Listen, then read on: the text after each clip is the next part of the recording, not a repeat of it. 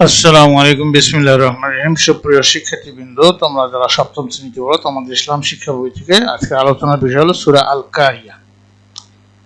সূরা আল কারিয়া মাক্কি সূরাসমূহের মধ্যে অন্যতম। এটি পবিত্র কোরআনের 101তম সূরা। এর আয়াত সংখ্যা হলো 11টি। এই সূরায় প্রথম শব্দ আল কারিয়া। আল কারিয়া অর্থ সজোরে আঘাতকারী। কিয়ামত ও মহাপ্রলয় পৃথিবীকে সজোরে আঘাত করবে বলে একে আল কারিয়া বলা হয়। এই সূরায় কিয়ামতের নানা অবস্থার বর্ণনা করা হয়েছে। এই জন্য এই সূরার নাম রাখা হয়েছে আল কারিয়া বা মহাপ্রলয়।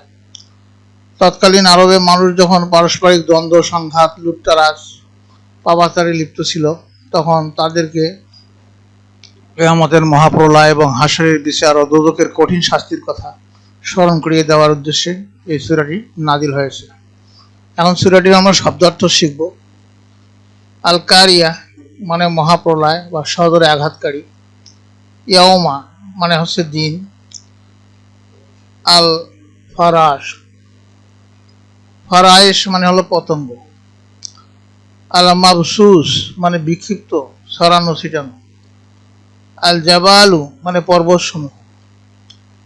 আল এহনি মানে রঙিন পশম। আল মাংফুস মানে হলো ধ্বনিত। সাকুলাত মানে ভারী হবে। মাওয়াজিনু মানে পাল্লা সমূহ, পরিমাপ দণ্ডগুলো। এই সাথে মানে জীবন জীবিকা। রাদিয়াত মানে সন্তোষজনক। খাফাত মানে হালকা হবে। উম্মু মানে স্থান, জায়গা, ঠিকানা। হাবিয়া মানে হাবিয়া গভীর গর্ত, এটি একটি জাহান্নামের নাম। নারুন মানে আগুন। হামিয়া মানে উত্তপ্ত, প্রজ্বলিত, জ্বলন্ত। এখন আমরা অনুবাদ শিখব। বিসমিল্লাহির রহমানির রহিম।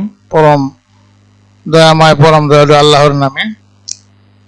আল কারিয়াতু মানে মহাপ্রলয়। মাল কারিয়া মানে মহাপ্রলয় কি। ওয়ামা আদরাকা মাল কারিয়া, আপনি কি জানেন মহাপ্রলয় কি। ইয়াওমা ইয়াকুনুন নাসু কাল ফারাশিল মাবসুস, সেদিন মানুষ হবে বিক্ষিপ্ত পতঙ্গের মতো। ওয়া তাকুনুল জিবালু কাল ইহনিল মানফুস, আর পর্বতসমূহ ধ্বনিত রঙিন পশমের মতো হবে। ফাআম্মা মান সাকুলাত মাওয়াজিনুহু, অতঃপর সেদিন যার পাল্লা ভারী হবে।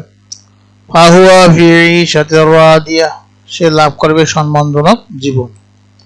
ফাআম্মা মান খাফফাত মাওয়াজিনুহু, আর যার পাল্লা হালকা হবে। ফাউম্মুহু হাবিয়া, আর তার স্থান হবে হাবিয়া, জাহান্নামের নাম আর কি। ওয়ামা আদরাকা মা হাবিয়া, আপনি কি জানেন তা কি। নারুন হামিয়া, তা অতি উত্তপ্ত আগুন। এই সূরার ব্যাখ্যা হলো যে সূরা আল কারিয়াতে আল্লাহ তাআলা দুই ধরনের বিষয় উল্লেখ করেছেন।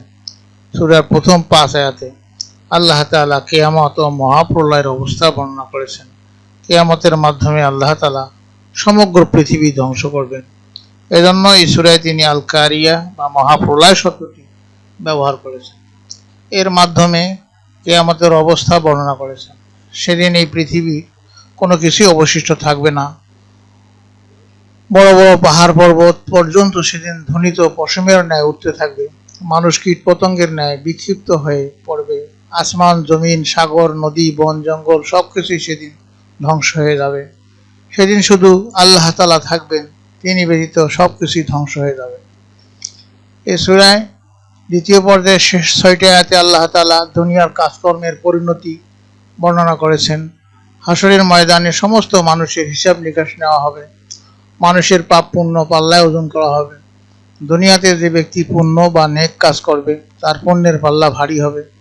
সে লাভ করবে চির শান্তির স্থান জান্নাত। সে সেখানে সন্তুষ্ট চিত্তে বসবাস করবে। অপরদিকে যার পুণ্যের পাল্লা হালকা হবে তার পাপের পাল্লা ভারী হবে। তাকে জাহান্নামে নিক্ষিপ্ত করা হবে। হাবিয়া নামক দোজখ হবে যার বাসস্থান। হাবিয়া খুবই গভীর স্থান, এতে রয়েছে উত্তপ্ত আগুন, সেখানে পাপীরা কঠিন শাস্তি ভোগ করবে। শিক্ষার্থীবৃন্দ, এই সূরার শিক্ষা হলো এই দুনিয়ার জীবন ও দুনিয়া উভয় ক্ষণস্থায়ী। মহাপ্রলয়ের মাধ্যমে আল্লাহ তাআলা গোটা দুনিয়া ও সৃষ্টি জগৎ ধ্বংস করে দেবেন। হাসরের ময়দানে মানুষের ভালো মন্দের বিচার হবে।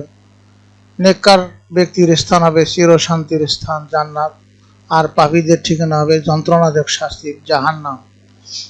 আমরা এই সূরাটি অর্থসহ মুখস্থ করব। এই সূরার শিক্ষা অনুসারে সর্বদা ভালো কাজ করব, অন্যায় ও পাপ থেকে বিরত থাকব।